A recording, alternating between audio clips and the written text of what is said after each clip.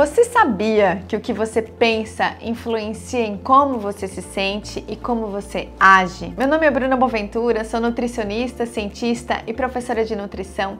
E hoje eu vou trazer aqui para você um tema que me encantou durante a minha jornada, me aprofundando sobre a nutrição que eu acredito. Se você gostar do conteúdo, se você se interessar, já aproveita e se inscreve aqui no canal. Quando você sabe o que alguém está pensando, o que essa pessoa faz tem perfeito sentido, ou seja, está congruente o pensamento e a ação. No modelo cognitivo, nós temos uma situação, que também pode ser denominada como gatilho, que gera pensamentos automáticos, muitos deles pensamentos sabotadores, e temos uma reação, que pode ser comportamental, emocional e fisiológica. Ou seja, considerando que comer não é um ato automático e não comemos só porque estamos com fome, as situações e os pensamentos que nos acompanham influenciam diretamente o nosso comportamento alimentar e o nosso consumo alimentar. Por exemplo,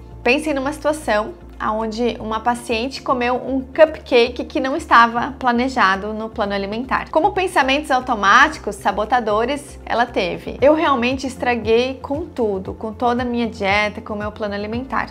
Posso então agora comer o que eu quiser e começar de novo amanhã. Como reação a esse pensamento, o comportamento e as questões emocionais e fisiológicas fazem com que essa paciente coma de forma excessiva pelo resto do dia. Ou seja, uma determinada situação pode desencadear um pensamento automático que vai levar a uma reação e muitas vezes coloca todo o tratamento nutricional a perder. Compreendendo isso, as ações seguintes ao pensamento disfuncional fazem total sentido, ou seja, que o paciente vai comer tudo o que quiser sem qualquer tipo de análise ou autocontrole. Agora, pense nos gatilhos alimentares, os quais influenciam as situações a que o indivíduo está suscetível e que acabam implicando nos seus pensamentos e, por conseguinte, nas suas ações. Considerando as situações, os gatilhos, os aspectos ambientais, biológicos, sociais e emocionais podem interferir diretamente no pensamento e no comportamento. Então, cada um desses gatilhos podem ativar pensamentos que sabotam as nossas melhores intenções. Como nutricionistas, a nossa tarefa é auxiliar o nosso paciente a identificar e desarmar esses gatilhos. Como, por exemplo, numa situação ambiental que pode gerar um gatilho, um pensamento e um comportamento disfuncional, a gente pode ter, por exemplo, um ambiente na nossa casa, por exemplo, repleto de gostosuras, de alimentos que a gente tem baixo controle e tem alta predileção. Então, por exemplo, uma despensa cheia de chocolates, biscoitos, refrigerantes. É um ambiente que dificulta muito não ter um comportamento alimentar inadequado. Então, organizar esse ambiente, a gente até denomina isso como arquitetura de um hábito que a gente queira construir, é algo essencial para que a gente tenha menos gatilhos ou pistas que vão influenciar num pensamento sabotador e num comportamento alimentar disfuncional. Em relação ao aspecto biológico, por exemplo, a gente tem uma questão que é bastante trabalhada pelos nutricionistas, que é a questão da fome. Então, quando o paciente ele tem muitas vezes um alto descontrole alimentar, a gente não pode fazer com que esse paciente fique muito tempo sem comer. Então, a percepção de fome dele muitas vezes vai fazer com que ele coma muito e sem controle. Então, aquele paciente, biologicamente falando, fisiologicamente falando, a gente precisa impedir que ele tenha uma fome exacerbada, justamente para não ser uma situação biológica. Então, a fome exacerbada é uma situação biológica que vai interferir um pensamento sabotador e, consequentemente, uma ação disfuncional relacionada ao consumo alimentar. Já num exemplo de uma questão social que pode influenciar nos pensamentos e nas ações, pensem vocês quando a gente vai num encontro com amigos, numa confraternização, que tem mais pessoas. Socialmente, a gente muitas vezes perde essa até força cognitiva, né? Então, parece que os elementos sociais, outras pessoas, aquela fartura de comida, pensa em uma festa de 1 ano, por exemplo, de uma criança que tem docinhos, salgadinhos. Então, um ambiente social, às vezes, vai ser um gatilho muito forte. Quando a gente pensa, um pensamento sabotador seria, não vou ter isso de novo, ou não sei quando que eu vou ter isso de novo.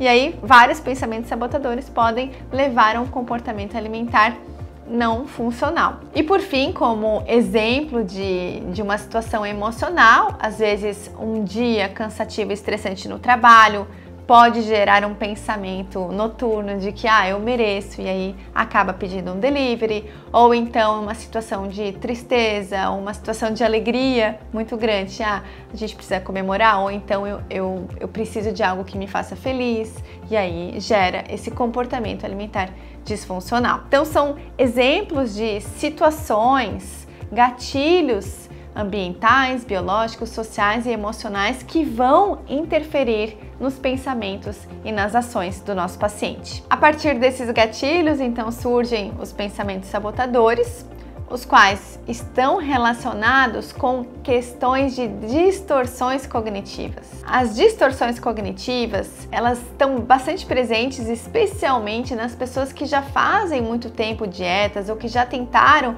muitas vezes aderir a um plano alimentar. Normalmente, pessoas que já fizeram muitas dietas na sua vida têm distorções específicas comuns relacionadas ao processo de perda de peso. Como, por exemplo, os planos alimentares para perda de peso, eles sempre são rígidos, ou então eu vou ter que deixar de consumir certos alimentos. Uma outra distorção é sempre em dieta ou em processo de perda de peso se passa fome, ou então essa distorção de que se gosta da sensação de estar cheio ou satisfeito e não vai mais ter, já que está em processo de perda de peso, ou então que não tem o direito de comer o que gostaria sem ganhar o peso, o que muitas outras pessoas acabam tendo esse direito. Essa questão da permissão, já que merece por questões específicas, situações emocionais específicas. A questão do perfeccionismo e a da própria auto-trapaça, onde se fica entre essas duas oposições, né, entre o tudo ou o nada. Outra distorção cognitiva também é como é injusto eu ganhar peso e a outra pessoa não. Então as pessoas que fazem dieta há muito tempo, às vezes têm esses elementos de desamparo, de se sentir menos às vezes do que outras pessoas, de ter crenças culturais, familiares ou normas culturais e sociais que também interferem no seu comportamento alimentar. Por isso que é importante que os nossos pacientes tenham possibilidade, que eles sejam treinados para identificar esses pensamentos sabotadores que eles têm e que antecedem o comportamento alimentar disfuncional. Ou seja, o que o paciente diz para si mesmo antes de comer influencia no que ele vai fazer por conseguinte. Alguns erros comuns de pensamentos sabotadores que a gente vê normalmente nos nossos pacientes. Essa questão do tudo ou nada, ou está perfeito o plano alimentar ou está completamente fracassado. Isso é uma das distorções dos pensamentos mais comuns que a gente observa nos nossos pacientes. Outro pensamento sabotador é tirar conclusões precipitadas. Por exemplo, como não perdi peso essa semana, perder peso é algo impossível para mim. Outro pensamento sabotador, uma adivinhação negativa, ou seja, ele já prevê, faz uma adivinhação de que não vou resistir às sobremesas da festa, o que já vai interferir num consumo talvez aumentado de docinhos da festa. Ou uma adivinhação positiva, poderei comer apenas um biscoito e parar, onde ele imagina algo que muitas vezes é irreal pensando na condição ambiental. Ou então fazendo um desconto do resultado positivo. Ou, por exemplo, perdeu alguns quilos, então eu já mereço crédito depois de ter perdido esse peso, que eu já alcancei esse resultado, então eu mereço crédito por isso. Um outro pensamento disfuncional tem a ver, por exemplo, com um raciocínio emocional, aonde, já que não me sinto capaz ou estou desesperado para perder peso, realmente eu devo ser uma pessoa incapaz e desesperada, aonde o que a gente sente acaba interferindo no que a gente rotula para nós mesmos. Outro pensamento disfuncional é a questão da rotulagem. Então, eu sou uma péssima pessoa por comer demais, ou eu sou uma pessoa indisciplinada por comer demais. Outra forma relacionada a um pensamento sabotador é a leitura de mentes, onde todos pensarão negativamente sobre mim se eu comer de maneira diferente. Ou regras disfuncionais, não posso desperdiçar comida, sendo assim, vou ter que comer o que sobrou, por exemplo. Ou um pensamento sabotador de irrelevância. Não há problema em comer porque eu estou estressado ou estou triste e é irrelevante, eu posso comer porque eu estou justificando esse sentimento. Outro pensamento é a questão do exagero, onde a gente super valoriza algumas saídas do plano. Então, já que eu fiz essa refeição, eu estou totalmente fora do controle da minha alimentação. Então, a gente acaba supervalorizando às vezes coisas que nem são tão significativas na saída do plano alimentar. Ou ainda um pensamento autoiludido. Se eu comer em pé, isso não conta na minha alimentação.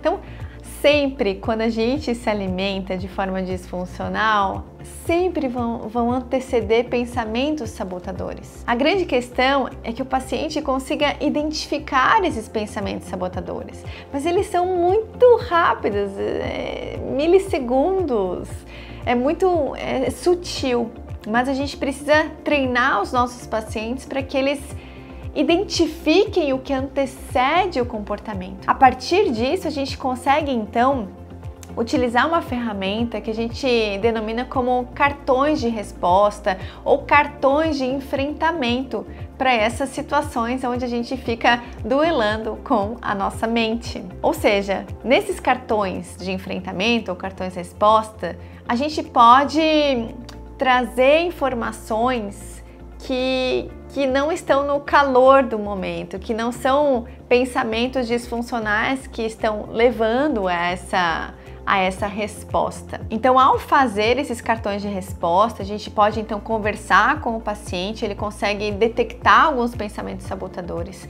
Então, a partir disso, ele consegue identificar, e agora com esse conhecimento, o que você gostaria de poder contar para você mesmo da próxima vez que estiver numa situação semelhante com esses pensamentos sabotadores. Então, a gente pode ajudar o paciente a pensar num problema específico que ele teve, enfim, uma situação desafiadora, e discutir com ele o que ele iria dizer para ele agora, no momento em que a emoção não toma conta ou que os gatilhos não tomam conta, para que essa situação comece a mudar a forma de se comportar, de agir em relação ao consumo alimentar. Por exemplo, esse cartão de resposta. Se eu comer essa comida que não planejei, terei alguns momentos de prazer, mas depois ficarei chateado por muito mais tempo. Resistir é difícil no momento, mas vou sentir muito orgulho de mim mesmo quando eu fizer isso. Então é como se o anjinho estivesse falando quando a gente lê um cartão de resposta. Então, quando o paciente tem esse cartão resposta, o cartão de enfrentamento, vai ajudar ele a fazer uma reestruturação cognitiva que vai auxiliar na mudança de comportamento dele. Outro exemplo, se sobrar comida, ela irá para o lixo ou para o meu corpo. De qualquer forma, é desperdiçado. Especialmente nos momentos que a gente tem aquele pensamento, sobrou um pouco de comida e agora o que eu faço? Vou botar para dentro ou vou desperdiçar? Então tem outras formas também, vai oferecer para outra pessoa, vai guardar para o jantar, enfim, mas não necessariamente aquela comida será desperdiçada. Depois que a gente começa a entender de forma mais detalhada o modelo proposto pela TCC, pela terapia cognitivo comportamental, fica muito mais fácil para a gente conduzir os nossos tratamentos com os nossos pacientes em relação ao comportamento alimentar. Tratar comportamento alimentar não é uma questão de intuição, é algo que envolve muito aprendizado. Então lembre-se, o seu paciente ele não come só porque tem fome, ou seja, não é o único estímulo que a gente precisa trabalhar com ele, a questão da fome. Então são vários elementos, vários gatilhos, situações que vão interferir no comportamento alimentar do seu paciente. E normalmente a situação ou o gatilho vai influenciar no pensamento dele, na maioria das vezes é um pensamento sabotador, e isso vai impactar diretamente no comportamento alimentar. Por isso, antes de pensar somente no que o seu paciente consome, ajude-o a entender o impacto das situações e a reconhecer os seus pensamentos sabotadores, ajudando o seu paciente a lidar com essas questões. Se você gostou desse conteúdo, desse vídeo, curta, compartilhe e se inscreva aqui no canal.